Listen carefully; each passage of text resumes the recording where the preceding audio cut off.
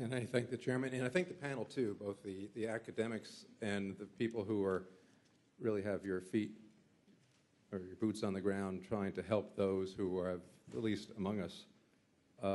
Couple points and a question.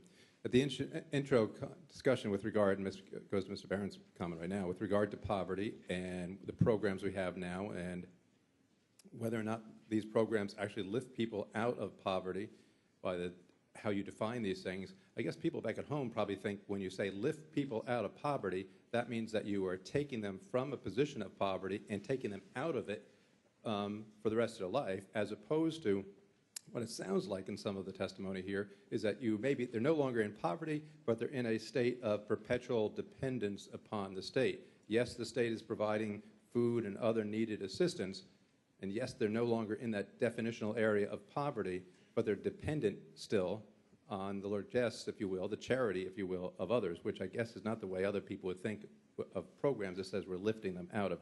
It's not dealing with what you just said, Mr. Barron, is ending the cycle of poverty. And I guess the numbers speak for themselves. When you're going after trillions of dollars from 19% to 15%, we're talking about people's lives here, and that is merely a rounding error, if you will, in some respects. But these are people's lives that are still finding themselves in that. Now, to the question with regard to work, and appreciate Sister Campbell being here from the faith side of it, and you raised that.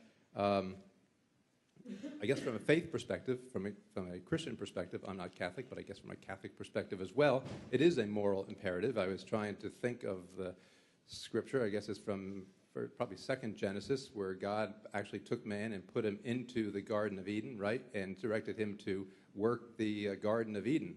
And that, if I remember my scripture well, was actually before the fall and before things got really worse after that, right? After the fall, then he sinned. Then it wasn't so easy to work the garden anymore, and now he had the thickets and the rest to deal with. But from a Catholic and a Christian perspective, work is a moral imperative.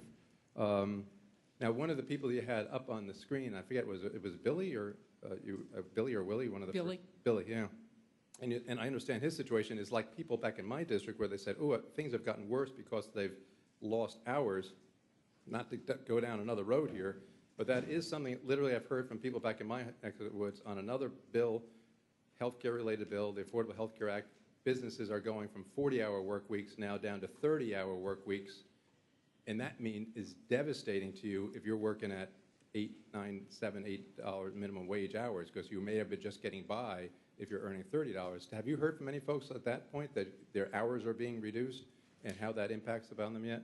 No, I haven't, especially as the clarifications around the ACA are being shared, that most of the workers, like Billy himself, worked for a small employer who actually is not affected by the ACAs, fewer than 50 employees. Okay. So I haven't heard those. So I guess I'm hearing from the ones who had a little bit more, so they're being affected by it. On the work requirement, as well, one of the statistics I had, and I guess I'll go to Dr. or Ms. Anderson, sorry, the drop.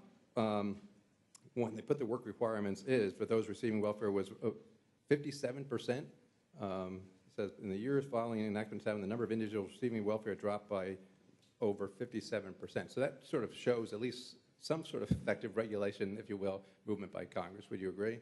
Yes. We did the right thing there. Yes? Yes. Yeah. Now, on the other hand, though, we have the president issuing the waivers, I guess Dr. Price talked about back in July of last year. I don't know.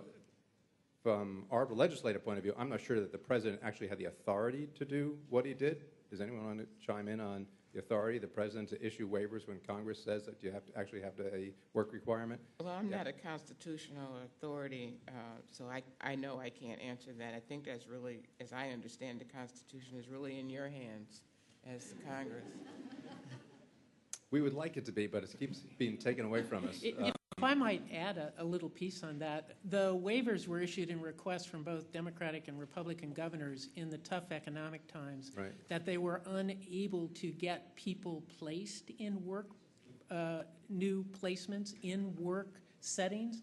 And so the request was on the part of the governors that the administration acceded to. Oh, no doubt. I mean, it comes from both sides, but sometimes the Constitution still puts these requirements and prerogatives in the legislature. Oh, I believe that the legislation allowed for flexibility on some issues, and I believe the interpretation was that was an issue that they had flexibility on.